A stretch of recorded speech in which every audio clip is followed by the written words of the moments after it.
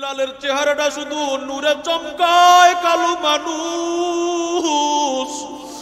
বিলালকে এবার আগুনের মধ্যে যখন শোয়ায়, বিলাল শাহাদাত আঙ্গুল দিয়া বলে আল্লাহু আহাদ, আল্লাহু আহাদ, আল্লাহু আহাদ, আল্লাহু আহাদ। বিলাল স্বাস্থ্যবান মানুষ। বিলালকে যখনই আগুনের মধ্যে শোয়াইছে, বিলালের পিঠের গোস্ত আর রক্তগুলা পস পস করে আগুনের মধ্যে পড়া শুরু করছে। বিলালের রক্ত আর গোস্তগুলা পড়িয়া পড়িয়া আগুনগুলা নিভিয়া যায়, আগুনগুলাও নিভিয়া যায়, আবার আগুনগুলা ধরাইয়া দেয়। হঠাৎ সিদ্দিকে আকবর রাদিয়াল্লাহু তাআলা আনহু রহমতের নবীর সাহাবী বিলালের পাশ দিয়া রওনা করছেন। বিলালের এই কষ্ট দেখি আবু বকর আর সহ্য করতে পারে নাই। আবু বকর বিলালের কাছে এসে বলে, ও ভাই বিলাল, আপনি একটু আল্লাহর নামটা আস্তে আস্তে আস্তে আস্তে আস্তে আস্তে মুখে নেন। যদি আপনি আস্তে আস্তে নেন, আপনার কষ্টটা উমাইয়া কমাইয়া দিবে।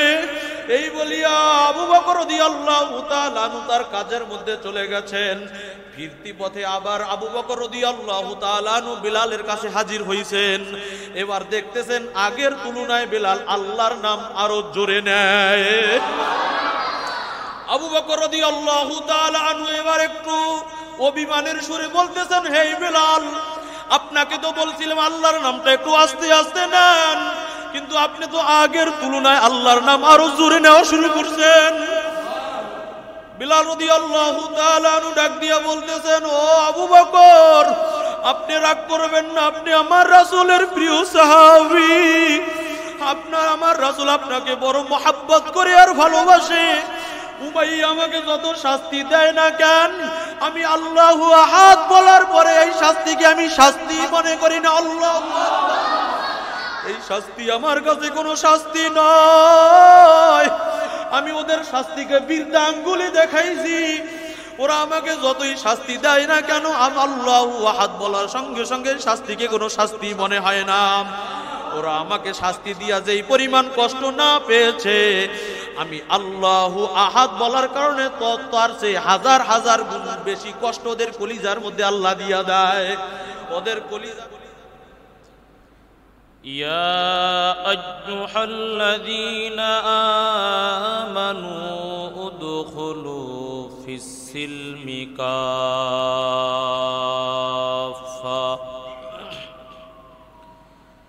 ওয়ালা তাত্তাবিউ খুতুওয়াতিশ শাইতান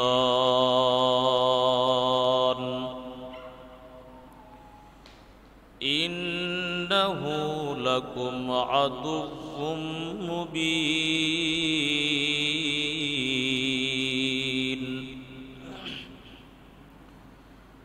وقال رسول الله صلى الله عليه وسلم الدنيا سجن المؤمن وجنات الكافر، أو ما قال النبي صلى الله عليه وسلم. صدق الله المولانا العظيم وصدق رسوله النبي الكريم، ونحن على ذلك من الشاهدين والشاكرين والذاكرين، والحمد لله رب العالمين। সকলে মুহাব্বতে দুরুদ ইব্রাহিম পড়ি। আল্লাহুম্মা সাল্লি আলা মুহাম্মাদ ওয়া আলা আলি মুহাম্মাদ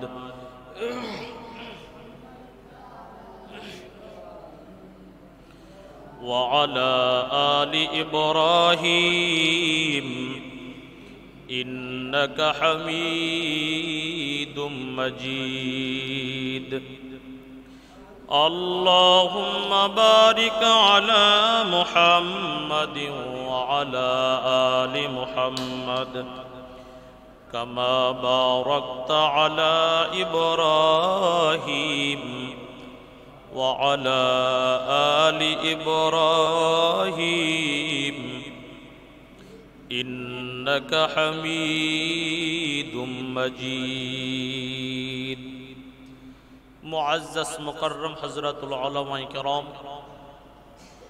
এলাকা থেকে আগত ইসলাম প্রিয়, দিন প্রিয়, মর্দে মুজাহিদ, আল্লাহ পাকের আশিকিন, জাকিরিন, শাকিরিন মুসলমান ভাইরা আমার, সমবয়স্ক যুবক ও ছাত্র বন্ধুগণ, পর্দানিশী মা ও বোনেরা, আল্লাহ পাক রব্বুল আলামিনের কাছে অসংখ্য অগণিত শুকর ও সুজুদ যে রব্বুল আলামিন আপনাকে আমাকে হায়াতে তয়্যিবা দান করে জান্নাতি মজলিসের মধ্যে আনা এবং বসার তৌফিক দান করেছেন এবং কোরআন ও হাদিসের কিছু আলোচনা শুনবার মতো সুযোগ করে দিয়েছেন, এজন্য শুকরিয়া তান সবাই পড়ি আলহামদুলিল্লাহ।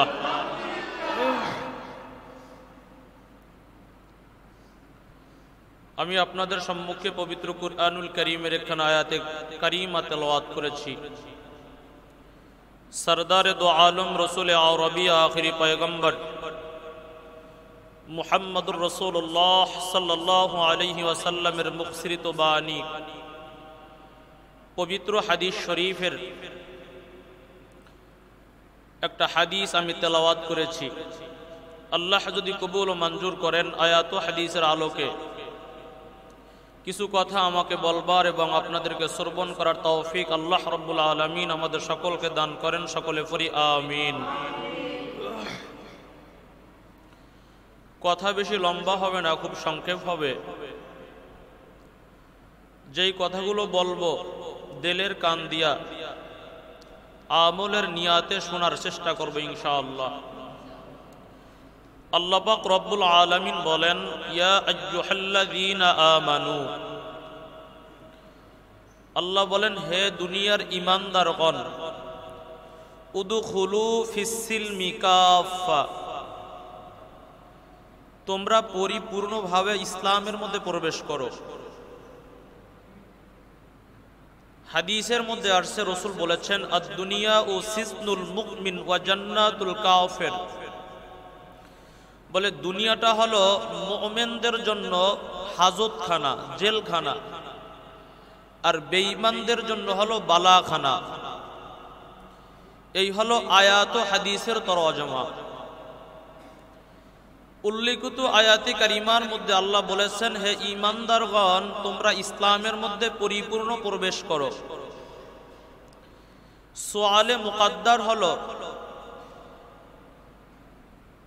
আমরা ঈমান এনেছি বিধায়ী তো আমরা মুসলমান হয়েছি, কথা ঠিক না? আমরা যদি ঈমান না আনতাম আমরা মুসলমান হতে পারতাম না। তার মানে আমরা সবাই এখানে মুসলমান, ঠিক? আল্লাহ অন্য এক আয়াতে কারিমার মধ্যে বলেন, ইয়া আইয়ুহাল্লাযীনা আমানুত্তাকুল্লাহ হাক্কা তুকাতিহি ওয়া লা তামুতুন্না ইল্লা ওয়া আনতুম মুসলিমুন।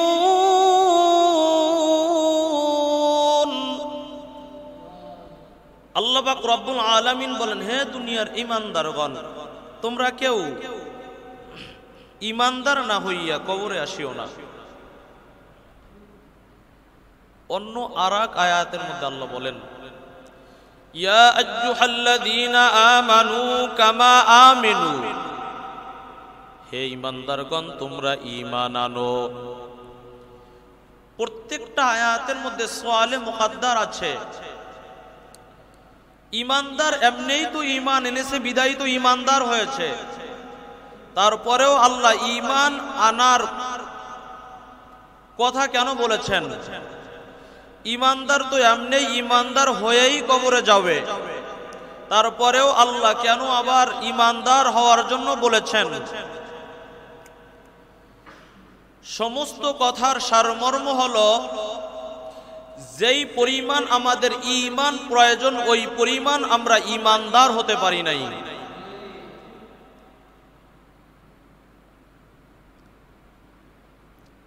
আল্লাহ বলেছেন ইয়া আইয়ুহাল্লাযীনা আমানু উদখুলু ফিস-সিলমি কাফা,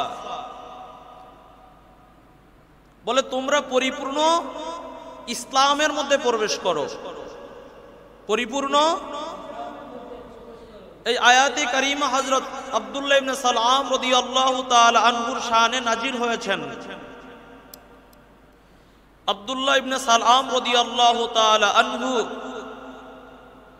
প্রাথমিক পর্যায়ে তিনি বেঈমান ছিলেন, কাফের ছিলেন, কিন্তু মুহাম্মদ সাল্লাল্লাহু আলাইহি ওয়াসাল্লামের আদর্শ পেয়ে তিনি মুসলমান হয়ে গেছেন।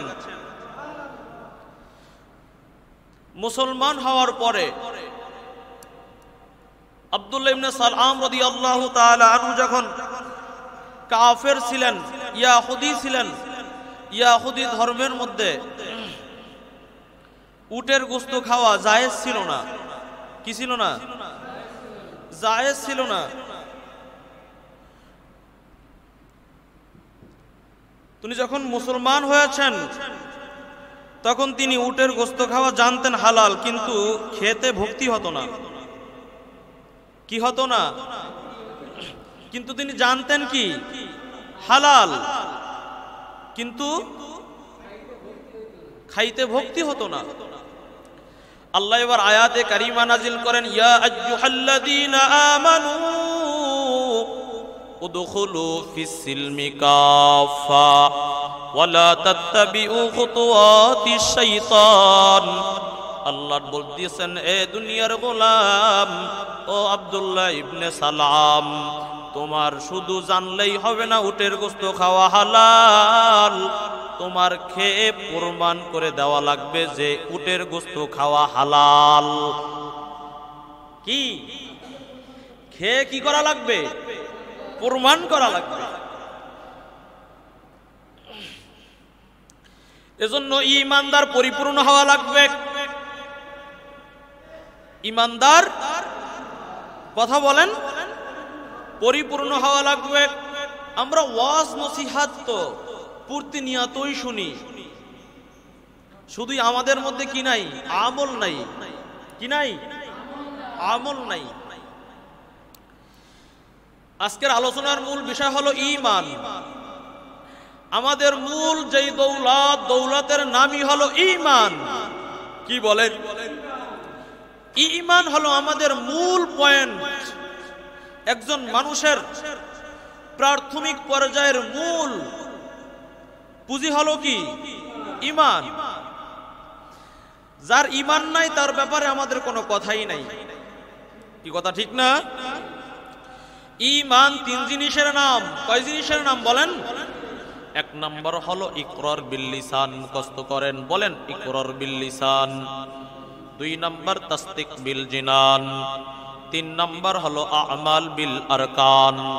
এক নম্বর হলো মুখে স্বীকার করা, দুই নম্বর দিলে বিশ্বাস করা, তিন নম্বর হলো আমলে পরিণত করা। এই তিন জিনিসের নাম হলো ঈমান। ঈমান কয় জিনিসের নাম? সবাই কথা বলেন। এই তিন জিনিসের নাম হলো ঈমান। এক নম্বর মুখে স্বীকার করা, দুই নম্বর দিলে বিশ্বাস করা, তিন নম্বর কাজে পরিণয় করিয়া দেখান। আমি মুখে বলেছি আল্লাহকে বিশ্বাস করি, দিলেও বিশ্বাস মনে করেছি আমি আল্লাহকে বিশ্বাস করি, কিন্তু আল্লাহর দেওয়া হুকুম মানি না, আমি পরিপূর্ণ মুমিন না। আমি বলি রসুলকে আমি মুহাব্বত করি মনের মধ্যে, মুখের মধ্যে বলি, মনেও বলি, কিন্তু রসুলের আদর্শ মানি না, আমি পরিপূর্ণ ঈমানদার না। এবার ঈমানের মূল যেই সূত্র, যেই সংজ্ঞা, ঈমানের সংজ্ঞা হলো হাদিসের কিতাবের মধ্যে লিখছেন, বলে আল্লাহর হুকুম রসুলের আদর্শ মানার নাম হলো ঈমান। সকলে বলেন আল্লাহর হুকুম রসুলের আদর্শ, সব রসুলের আদর্শগুলো মানার নাম ঈমান। যে রসুলের আধা আধা মানে, অর্ধেক অর্ধেক মানে রসুলের আদর্শ, সে ঈমানদার নয়। যে আল্লাহর হুকুম অর্ধেক অর্ধেক মানে সে ঈমানদার নয়। একটা মিসাল দিলে বুঝতে পারবেন। ছাত্র উস্তাদের অর্ধেক কথা শুনে আর অর্ধেক কথা শুনে না, ওটা কি ওই ছাত্রটা কি উস্তাদের ভালো ছাত্র? জোরে বলেন।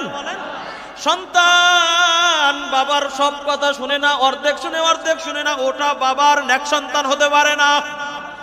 ওই সন্তানের উপরে বাবার অভিযোগ আছে, ওই ছাত্রের উপরেও উস্তাদের অভিযোগ আছে। ঠিক যেই উম্মতটা রসুলের সমস্ত হুকুমগুলা মানে না, রসুলের আদর্শগুলা মানে না, ওই উম্মতটার উপরেও আমার রাসূলের অভিযোগ আছে। অতএব হে দুনিয়ার মুমিন, যদি আল্লাহর প্রিয় আশিক বান্দা হইতে চাও, পরিপূর্ণ ইসলামের মধ্যে ঢুকো। পরিপূর্ণ একেবারে সাচ্চা। আমি মুখে বলি টুপি দেওয়া লাগে মাথায়, মুখে বলি আমার দাড়ি রাখা লাগে, মুখে বলি আমার নামাজ পড়া লাগে, মুখে বলি আমার রোজা রাখা লাগে, মুখে বলি আমার পর্দা করা লাগে না, তুমি ইমানদার নয়। তুমি মাথার মধ্যে টুপি লাগাইয়া টুপির মুসলমান হও, মুখের মধ্যে দাড়ি লাগাইয়া দাড়ির মুসলমান হও, গাজায়ের মধ্যে জুব্বা লাগাইয়া তারপর জুব্বার মুসলমান হও, নামাজ পড়িয়া তারপর তুমি নামাজের মুসলমান হও, রোজা রাখিয়া তুমি রোজার মুসলমান হও।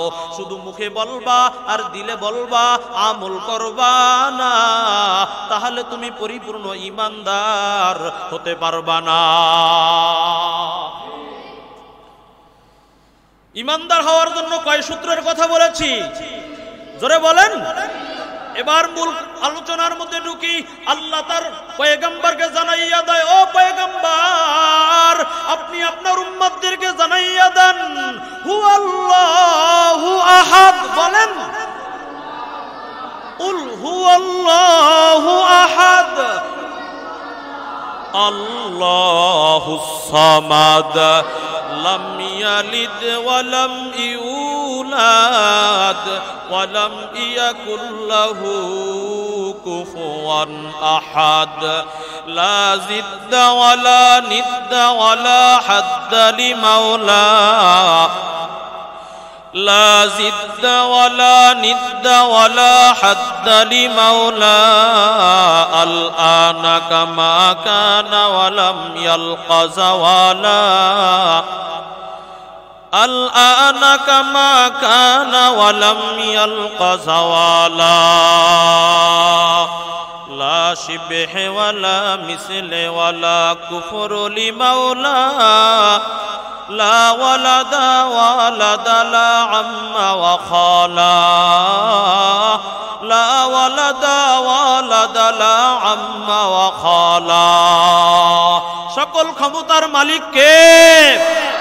আরো জোরে বলেন কে? সমস্ত ক্ষমতার মালিক আমার আল্লাহ। অতএব দুনিয়ার মুসলমান মুখে স্বীকার করলে, দিলে বিশ্বাস করলে ইমানদার হওয়া যায়, কিন্তু আমলওয়ালা হওয়া যায় না। কি হওয়া যায় না? আমলওয়ালা হওয়া যায় না। শুধু ঈমান দিয়া জান্নাতে যাওয়া যাবে না যদি আমল না থাকে। মুখে বললে আর দিলে বিশ্বাস করলে ঈমানওয়ালা হওয়া যায়, আমলওয়ালা হওয়া যায় না। অতএব যদি তুমি আমলওয়ালা হতে চাও, তবে কাজে পরিণয় করিয়া দেখাও। কাজে পরিণত করিয়া দেখাইলে তিনি পরিপূর্ণ ইমানদার হবেন। তার আগে যেমন আব্দুল্লাহ ইবনে সালাম জানতেন উটের গোশত খাওয়া, কিন্তু ভক্তি হতো না। কিন্তু আল্লাহ কি বলেছেন? বলে তুমি খেয়ে প্রমাণ করে দেখাও। তুমি হালাল জানো, এর ঈমান আছে, কিন্তু তুমি যে খাও না, তুমি পরিপূর্ণ মুসলমান হতে পারো না। এই পরিপূর্ণ মুসলমান হও খেয়ে। কথা ঠিক নেই? ও দুনিয়ার মুসলমান, এজন্য ইমানদার হওয়াই হলো মূল শর্ত। ইমানদার ব্যতীত, আমলওয়ালা ইমানদার ব্যতীত জান্নাত পাওয়ার কোনো সুযোগ নাই। হ্যাঁ, তবে সুয়ালে মুকাদ্দার আছে। যার ঈমান আছে সে জান্নাতে যাবে, তবে দুনিয়ার মধ্যে যে আকাম আর গুনাহ করবে, ওই গুনার শাস্তি হওয়ার পর একদিন না একদিন জান্নাতে যাবে। রহমতের নবী আমার বলেন, লা ইলাহা ইল্লাল্লাহ ফাদাখালাল জান্নাহ। যে একবার ঈমানের সহিত লা ইলাহা ইল্লাল্লাহ পড়েছে, সে একদিন না একদিন জান্নাতে যাবে, তবে তার শাস্তি ভোগ করে। আর আমলওয়ালা ইমানদার বিনা হিসাবে জান্নাতে চলে যাবে। আমরা আমলওয়ালা ইমানদার হতে চাই নাকি শুধু ইমানদার হতে চাই? জোরে বলেন। আমলওয়ালা, আমরা আমলওয়ালা ইমানদার হতে চাই। যতটুক জানবো অতটুকু আমল করব, যতটুক জানবো অতটুকু আমল করব। 5 বেলার নামাজ ঠিক মতো পড়ব, যাবেন ইনশাআল্লাহ? 5 বেলার নামাজ ঠিক মতো পড়ব, মিথ্যা বলবো না, বিপর্দয়ে যাব না, হারাম খাবো না, যা করব রসুলের আদর্শ নিয়ে করব। যদি তুমি রসুলের আদর্শ নিয়ে করতে পারো, পরিপূর্ণ ইমানদার হয়ে যাবা। আল্লাহর হুকুম যদি মানতে পারো, পরিপূর্ণ ইমানদার হয়ে যাবা। যেদিন তুমি জমিন থেকে বিদায় হয়ে যাইবা, সেদিন তোমাকে আমার আল্লাহ বিনা হিসাবে জান্নাতের মেহমান বানাইয়া দিবে। ও দুনিয়ার মুসলমান, এই জমিনের মধ্যে তো শাহজালাল রহমাতুল্লাহি আলাইহি ছিল, শাহপরান রহমাতুল্লাহি আলাইহি ছিল, শাহ মাখদুম রহমাতুল্লাহি আলাইহি ছিল। এই জমিনের মধ্যে কুতুবুল আলম সৈয়দ ফজলুল করিম রহমাতুল্লাহি আলাইহি ছিল। বড় বড় আউলিয়ায়ে কেরামরা ছিল, আজ তারা নাই। আজও মানুষ তাদের জন্য কান্না করে আর দোয়া করে, কথা কন ঠিক কিনা? ও দুনিয়ার মুসলমান, তারাও মানুষ, আপনি আর আমিও তো মানুষ। তারা আল্লাহর প্রিয় হতে পেরেছে, আর আপনি আর আমি কেন পারবো না? তারা তো আল্লাহকে 5 বেলাও ডাকছে, তাহাজ্জুদেও ডাকছে, ডাকছেনি? ডাকছে। সব সময় শুধু আল্লাহকে নিয়েই ভাবতো।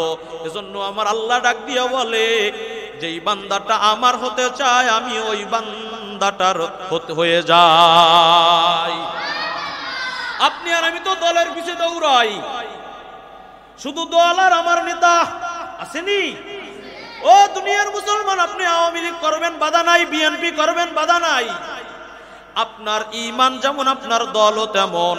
তবে আপনার মূল পয়েন্ট মনে রাখা লাগবে, আমার নেতা কোরআন ও হাদিস মানবে যতক্ষণ আমি আমার নেতাকে মানবো ততক্ষণ। কথা বলেন না কেন? আমার দল কোরআন ও হাদিস মানবে যতক্ষণ আমি আমার দলকে মানবো ততক্ষণ, ঠিক না? আমার নেতাও কোরআন ও হাদিসের দলে নাই, আমিও নাই। আমার দল কোরআন ও হাদিসের পক্ষে নাই, আমিও নাই। অতএব আমার সমস্ত পারিবারিক জীবন, অর্থনৈতিক জীবন, রাষ্ট্রীয় জীবন, আমার সুরত, আমার সিরাত, আমার আদর্শ হবে রসুলের আদর্শ। কার আদর্শ বলেন? ও দুনিয়ার মুসলমান, আমি কেমনে চলবো, এই চলার আদর্শ রসুল দেখাইছি কি দেখায় নাই? আমি কেমনে মানুষের সাথে কথা বলবো, এই আদর্শ আমার রসুল দেখাইছি কি দেখায় নাই? আমি কেমনে ব্যবসা করব, আমার আল্লাহ রসুল আদর্শ দেখাইছে। আমি কেমনে আমার সন্তানকে পরিচালনা করব, আমার রসুল আদর্শ দেখাইছে। আমি কেমনে আমার ফ্যামিলি পরিচালনা করব, আমার সব আদর্শগুলো আমার রাসূল দেখাইছে। অতএব আপনি আর আমি যদি রসুলের আদর্শ নিয়ে চলতে পারি, আপনি আর আমিও একজন পাক্কা ইমানদার হয়ে যাব। আর ওই আল্লাহ পাক্কা ইমানদারদের ব্যাপারে বলে, ও ইমানদারেরা, যদি ঈমান অনুযায়ী আমল করতে পারো, জমিন থেকে কবরে আসতে দেরি, জান্নাত পাইতে দেরি নাই। এজন্য আমার রাসূল সাল্লাল্লাহু আলাইহি ওয়াসাল্লাম বলেছেন, বলে কেমনে তোমরা আল্লাহর আশিক বান্দা হইবা, আল্লাহর প্রিয় বান্দা হইবা?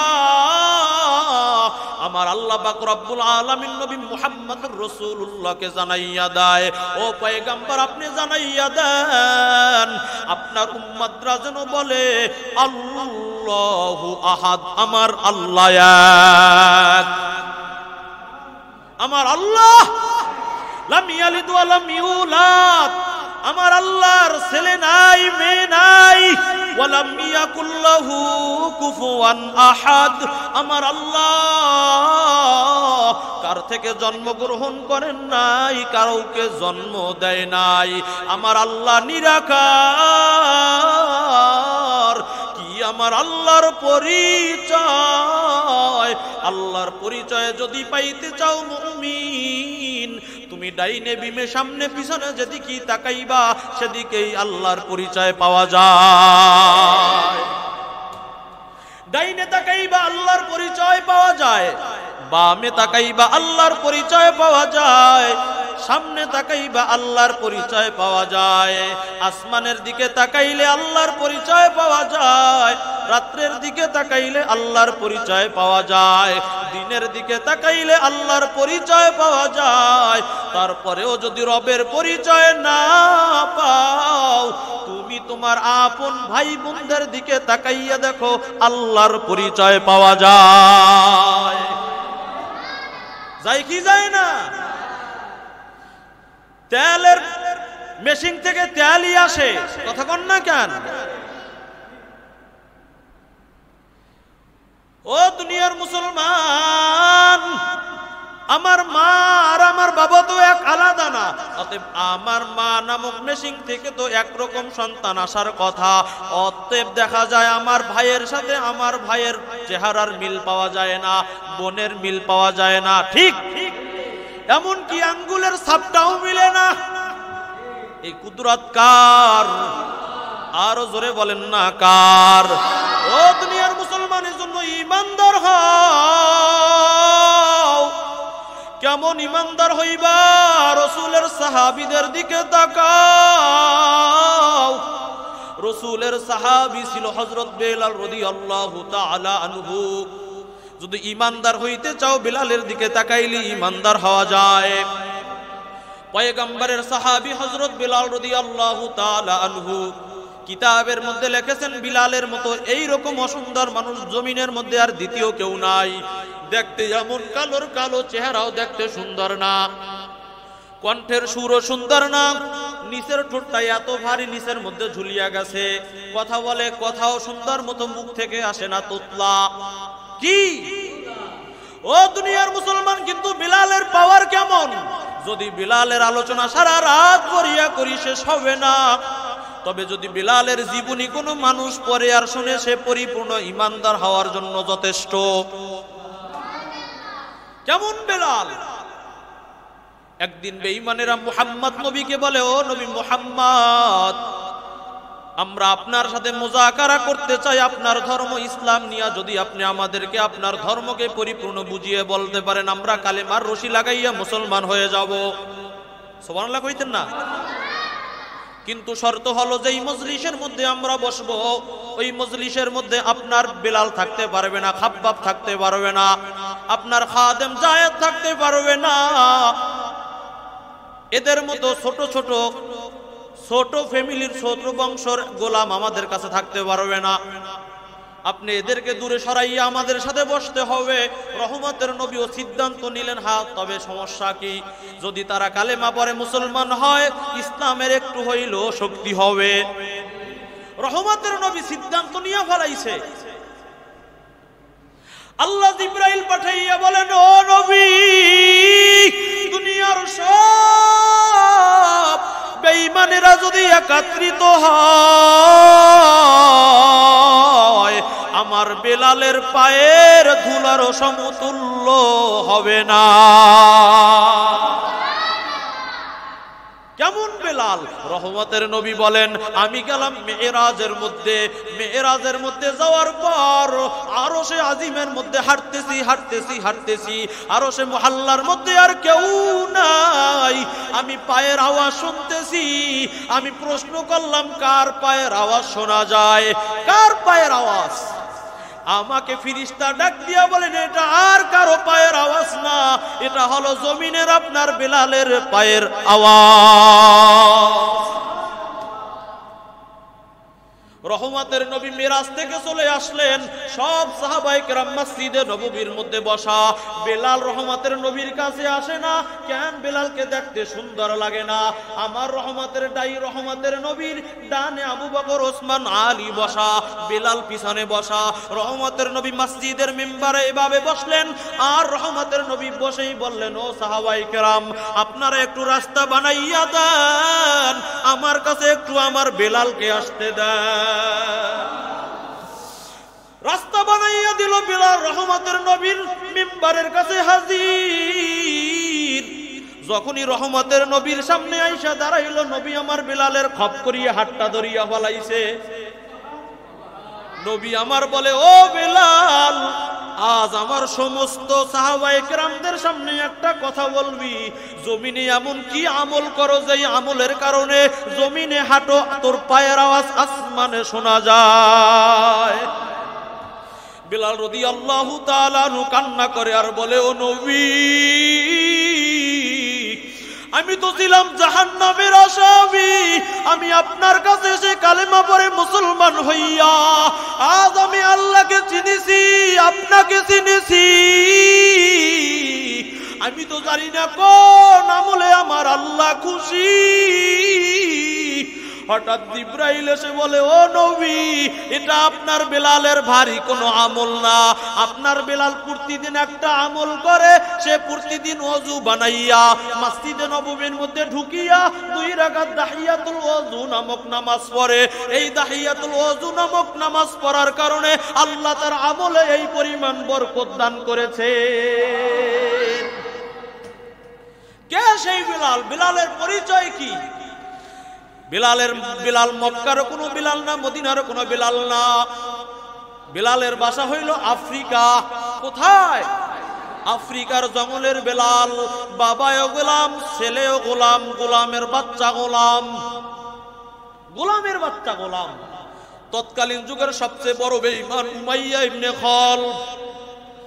উমাইয়া হলো বিলাল। একদিন উমাইয়া দেখতেছেন বেলাল ঠোঁট নাড়াইয়া নাড়াইয়া যেন কি বলতেছে। বেলালকে বলতেছেন, এই বেলাল, ঠোঁট নাড়াইয়া নাড়াইয়া কি বলো? বলে, আমি আমার মালিকের নাম জপতেছি। আল্লাহু আকবার। কার নামটা কি? উমাইয়া বলতেছে, ওই আজকে থেকে তোর কাজ সব বাদ। কেন? বলে, এজন্য বাদ, আমার অনেক গোলাম আছে, কোন গোলাম আমি উমাইয়ার নাম ধরে ধরে ডাকে না। শুধু বেলাল তুমিই ডাকছো, এজন্য আমি খুশি হয়ে আমি তোমার কাজকে কমায়া দিছি। উমাইয়া ডাক দিয়া বলতেছেন, তোমার কাজ কম, আরামে খাইবার ঘুমাইবা। বেলাল রাদিয়াল্লাহু তাআলা আনহু বলতেছেন, ও উমাইয়া, আমি আপনার নাম ডাকি না, আমি আমার আল্লাহর নাম ডাকি। কার নাম? বলে, তুমি কি মুহাম্মাদের কাছে গেছো? বলে, হ্যাঁ, আমি মুহাম্মাদের কাছে গেছি। বলে, মুহাম্মাদের কাছে গিয়া মুহাম্মাদের খোদাকে আমার মালিক হিসাবে মানি, আর মুহাম্মাদকে আমি নবী হিসাবে মানি। ও উমাইয়া, আমি তাকেই ডাকি যিনি আপনাকে বানাইছেন, আমাকে বানাইছেন, যিনি আসমান বানাইছেন, জমিন বানাইছেন, তিনি কে?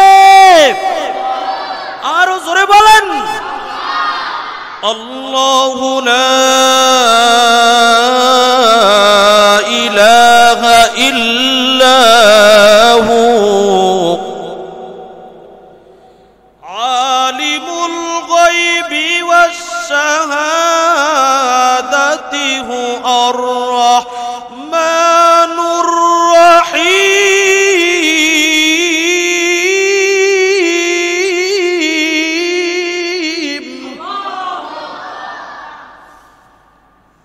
والله الذي لا إله إلا هو الملك القدوس السلام المؤمن المهيمن العزيز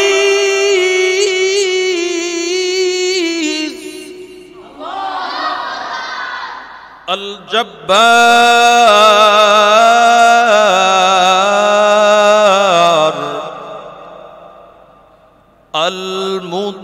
المتكبر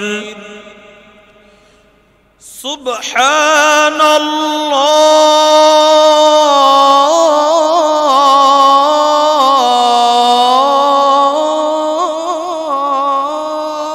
الله سبحان الله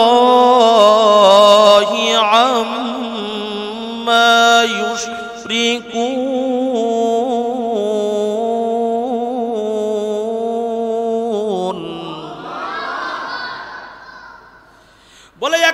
আমি আল্লাহকে ডাকি। কাকে ডাকি বলেন? আমি একমাত্র আল্লাহকে ডাকি। আল্লাহ আমার আপন, আমার আর কেউ না। একমাত্র আমি আল্লাহকে ডাকি। উমাইয়া ডাক দিয়ে বলে, বিলাল সাবধান, মুহাম্মদ আমাদের ধর্মের ব্যাপারে বলে মুহাম্মদ আমাদের চিরশত্রু, তুমি মুহাম্মাদের কাছে সাবধান, মুহাম্মদ কাছ থেকে ফিরে আসো, মুহাম্মাদের ধর্মকে ত্যাগ করে দাও। বিলাল রাদিয়াল্লাহু তাআলা ডাক দিয়া বলেন, ও উমাইয়া, আমার জীবন যাক আর থাক, আমি কখনো আমি মুহাম্মাদের ধর্ম ছাড়ব না। মুহাম্মাদের ধর্ম আমি কখনো ছাড়ব না, আমি মুহাম্মাদের ধর্মকে মেনে নিয়েছি। উমাইয়া ডাক দিয়া বলতেছেন, ও বিলাল সাবধান, তোমাকে কিন্তু কঠিন শাস্তির ব্যবস্থা করা হবে। বলে সমস্যা নাই, যা করো না কেন করো। উমাইয়া সবাইকে তার সাঙ্গ পাঙ্গুকে ডাক দিয়ে এবার এক জায়গায় জড়তা করলেন। শত শত মানুষ হাজির হয়ে গেছে। সব মানুষদের মধ্যে বিলালকে দাঁড়া করাইয়া এবার বেলালকে অফার দেয়, ও বেলাল, যদি মুহাম্মাদের ধর্ম পরিত্যাগ করো, আমাদের লিডারদের মধ্যে যেই লিডারের মেয়েটা সবচেয়ে সুন্দরী, ওই মেয়েটাকে তোমার কাছে বিবাহ দিব, আমাদের লিডারদের সমপরিমাণ সম্পদের মালিক বানাইব। আর কখনো তুমি গোলাম থাকবা না, তুমি আমাদের মতো মালিক হয়ে যাওয়া। বেলাল শুধু শাহাদাত আঙ্গুল দিয়া বলেন, আল্লাহু আহাদ। এজন্য এই শাহাদাত আঙ্গুল দিয়া কাউকে ইশারা দিয়ে কথা বলা ঠিক না। এই শাহাদাত আঙ্গুল শুধু একমাত্র আল্লাহকে সাক্ষী দেওয়ার জন্য আল্লাহ বানাইছে। জমিনের মধ্যে এমনও মানুষ আছে শাহাদাত আঙ্গুল দিয়ে বলে, এই তুই আমাকে চিনিস? আছে না নাই? আমি অমক সমক তমক, আছে না নাই? এই শাহাদাত আঙ্গুল শুধু একমাত্র ব্যবহার হবে কার জন্য? শুধু সত্য সাক্ষী দেওয়ার জন্য, আল্লাহর পক্ষে সত্য সাক্ষী দেওয়ার জন্য শাহাদাত আঙ্গুল ব্যবহার করা হয়। বিলাল রাদিয়াল্লাহু তাআলা আনহু বলতেছেন, শুধু আমি আমার মালিককেই মানি, আর কাউকে মানি না, যত শাস্তি দাও না কেন। এবার একটা পরামর্শ বোর্ড বসানো হলো, পরামর্শ করা হলো বিলালকে কি করা যায়। পরামর্শ বৈঠকের মধ্যে পরামর্শ হলো যে একবার মুহাম্মাদের কাছে যায়, সে কখনো মুহাম্মাদকে ভুলে না, মুহাম্মাদের আল্লাহকে ভুলে না। যে একবার মুহাম্মাদের কাছে যায়, সে আল্লাহকেও ভুলে না, মুহাম্মাদকেও ভুলে না, তার জীবন যাক আর থাক। এজন্য যে ঈমানের মজা পেয়েছে, সে জেলের ভয় করে না, সে ফাঁসির ভয় করে না, রক্ত ঝরাইতে দ্বিধা করে না, ঘাম ঝরাইতে দ্বিধা করে না, কারণ সে তো ঈমানের মজা পেয়েছে। কথা কন না কেন? বিলাল রাদিয়াল্লাহু তাআলা আনহুকে পরামর্শ করা হলো, বিলালকে শাস্তি দেওয়া হবে, কঠিন শাস্তি। যদি কঠিন শাস্তি না দেওয়া হয়, তাহলে পরবর্তীতে আমাদের আরো গোলাম মুহাম্মাদের কাছে গিয়া ইসলাম গ্রহণ করতে পারে। বলে কি শাস্তি দেওয়া যায়? বলে শাস্তি দেওয়া যায়, আগুন ধরাও, আগুনের কুণ্ড ধরাও। কি? আগুনের কুণ্ডলি ধরাও, কয়লার আগুন দাও, পাথরের আগুন দাও, উত্তপ্ত আগুন। আগুন ধরাইতেছে, আর আগুন ধরানোর পর এবার বিলালের শরীর থেকে বিলালের চাদরটা আস্তে আস্তে খুলতেছে। বিলাল রাদিয়াল্লাহু তাআলা আনহু যখন চাদরটা খুলিয়া বলাইছে, কিতাবের মধ্যে লিখেছেন বিলালের চেহারার মধ্যে কোনো কষ্টের ছাপ নাই। বিলালের চেহারাটা শুধু নূরে চমকায়, কালো মানুষ। বিলালকে এবার আগুনের মধ্যে যখন শোয়ায়, বিলাল শাহাদাত আঙ্গুল দিয়া বলে, আল্লাহু আহাদ, আল্লাহু আহাদ, আল্লাহু আহাদ, আল্লাহু আহাদ। বিলাল স্বাস্থ্যবান মানুষ। বিলালকে যখনই আগুনের মধ্যে শোয়াইছে, বিলালের পিঠের গোস্ত আর রক্তগুলা পসপস করে আগুনের মধ্যে পড়া শুরু করছে। বিলালের রক্ত আর গোস্তগুলা পড়িয়া পড়িয়া আগুনগুলা নিভিয়া যায়, আগুনগুলাও নিভিয়া যায়, আবার আগুনগুলা ধরাইয়া দেয়। হঠাৎ সিদ্দিকে আকবর রাদিয়াল্লাহু তাআলা আনহু, রহমতের নবীর সাহাবী, বিলালের পাশ দিয়া রওনা করছেন। বিলালের এই কষ্ট দেখি আবু বকর আর সহ্য করতে পারে নাই। আবু বকর বিলালের কাছে এসে বলে, ও ভাই বিলাল, আপনি একটু আল্লাহর নামটা আস্তে আস্তে আস্তে আস্তে আস্তে আস্তে মুখে নেন। যদি আপনি আস্তে আস্তে নেন আপনার কষ্টটা উমাইয়া কমাইয়া দিবে। এই বলিয়া আবু বকর রাদিয়াল্লাহু তাআলা আনহু তার কাজের মধ্যে চলে গেছেন। ফিরতি পথে আবার আবু বকর রাদিয়াল্লাহু তাআলা আনহু বিলালের কাছে হাজির হইছেন। এবার দেখতেছেন আগের তুলনায় বিলাল আল্লাহর নাম আরো জোরে নেয়। আবু বকর রাদিয়াল্লাহু তাআলা আনহু এবার একটু অভিমানের সুরে বলতেছেন, হে বিলাল, আপনাকে তো বলছিলাম আল্লাহর নামটা একটু আস্তে আস্তে নেন, কিন্তু আপনি তো আগের তুলনায় আল্লাহর নাম আরো জোরে নেওয়া শুরু করছেন। বিলাল রাদিয়াল্লাহু তাআলা আনহু ডাক দিয়া বলতেছেন, ও আবু বকর, আপনি রাগ করবেন না, আপনি আমার রাসূলের প্রিয় সাহাবী। আমার রাসূল আপনাকে বড় মহব্বত করে আর ভালোবাসে। উমাইয়া আমাকে যত শাস্তি দেয় না কেন, আমি আল্লাহু আহাদ বলার পরে এই শাস্তিকে আমি শাস্তি মনে করি না। আল্লাহু আকবার, এই শাস্তি আমার কাছে কোনো শাস্তি নয়। আমি ওদের শাস্তিকে বৃদ্ধাঙ্গুলি দেখাইছি। ওরা আমাকে যতই শাস্তি দেয় না কেন, আমি আল্লাহু আহাদ বলার সঙ্গে সঙ্গে শাস্তিকে কোনো শাস্তি মনে হয় না। ওরা আমাকে শাস্তি দিয়া যেই পরিমাণ কষ্ট না পেয়েছে, আমি আল্লাহু আহাদ বলার কারণে তার চেয়ে হাজার হাজার গুণ বেশি কষ্ট ওদের কলিজার মধ্যে আল্লাহ দিয়া দেয়। ওদের কলিজার মধ্যে আল্লাহ আগুন ধরাইয়া দেয়। এজন্য আমি জোরে জোরে আল্লাহর নামটা বলতেছি, আল্লাহু আকবার। তবে ও সিদ্দিক আকবর, আপনি আমার রাসূলের কাছে যখন যাইবেন তখন আপনি আমার রাসূলকে আমার সালাম জানাইবেন, আর বলবেন আপনার বিলাল আপনাকে ভুলে নাই, রবকে ভুলে নাই, আপনার দেওয়া তালিম ভুলে নাই। আপনি যখন জান্নাতে যাইবেন আপনার বিলালকে না নিয়ে যেন আমার রাসূল জান্নাতে না যায়। হযরত আবু বকর রাদিয়াল্লাহু তাআলা আনহু কান্না করতে করতে রহমতের নবীর কাছে চলে গেছে। নবীজির কাছে গিয়া বিলালের বর্ণনা দেয়, আমার রাসূল কান্না করিয়া দিয়েছে। আমার রাসূলের চোখ মোবারক থেকে টপ টপ টপ টপ করিয়া পানিগুলো জমিনে পড়ে। আর আমার রাসূল কান্না জড়িত কণ্ঠে বলে, ও সিদ্দিক, কিয়ামতের ময়দানে আমার আল্লাহ যদি জিজ্ঞাসা করে, ও আমার হাবিব, আপনি আমার কাছে কি নিয়ে আসছেন? ও আবু বকর, আমি তোমার কথাও বলবো না, ফাতিমার কথাও বলবো না, আলীর কথাও বলবো না। আমি বলবো, ও দয়ার মালিক, আমি আপনার কাছে গোলাম, হাবশী গোলাম হযরত বিলালকে নিয়ে আসছি। আবু বকর রাদিয়াল্লাহু তাআলা আনহু ডাক দিয়া বলতেছেন, ও নবী, আমরা বিলালকে আজাদ করতে চাই। তবে উমাইয়া বলছে বিলালকে আজাদ করলে তার ডবল পরিমাণ দিনার লাগবে। রহমতের নবী কান্না করে আর বলে, ও আবু বকর, বিলালের মতো এত ভালো মানুষ ক্রয় করবা, আজাদ করবা, তোমরা একা টাকা দিও না, আমি রাসূলের থেকেও কিছু টাকা নাও, কিছু দিনার নাও। ও এলাকার মুসলমান, যদি ইমানদার হইতে চাও বিলালের মতো ইমানদার হও। যদি আমলওয়ালা হইতে চাও বিলালের মতো আমলওয়ালা হও। ইখলাসওয়ালা আমলওয়ালা হও, বিলালের মতো ঈমানওয়ালা হও। মনকে বুঝাও, মন, একদিন না একদিন এই জমিন থেকে যাওয়াই লাগবে, থাকা যাইবে না, থাকতে পারবো না।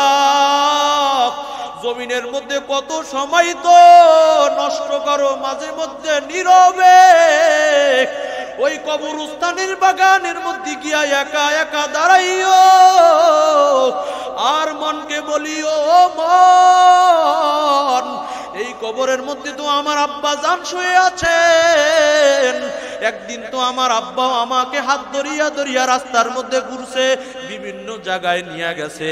আজ আমার আব্বা জান কবরের মধ্যে ঘুমায়। এমন একটা দিন আসবে আমিও আজ আমার সন্তানকে হাত ধরিয়া ধরিয়া রাস্তায় রাস্তায় হাঁটি। এমন একটা দিন আসবে আমিও জমিন থেকে বিদায় হব, আমার সন্তানও এইরকম কবরের কাছে এসে দাঁড়াইবে। ও দুনিয়ার মুসলমান, কবরের কাছে গিয়ে গিয়া দাঁড়াও আর মনকে বলো, ও মন, এইরকম একদিন বাঁশবাগানের নিচে আমারও ঘুমান লাগবে, এই কবরের মধ্যে আমারও থাকা লাগবে। ও পর্দার আড়ালের আম্মা জান, ও যুবক ভাই, ও বৃদ্ধ বাবাজি আমার, মনকে যদি বুঝাইতে পারো মন, জমিনের মধ্যে থাকা যাইবে না, আল্লাহর কাছে যাওয়াই লাগবে, ওই কবরের মধ্যে যাওয়া লাগবে। যদি ঈমানওয়ালা আমলওয়ালা না হও, আমলওয়ালা ইমানদার না হইলে কবরে আর কোনো রেহাই নাই।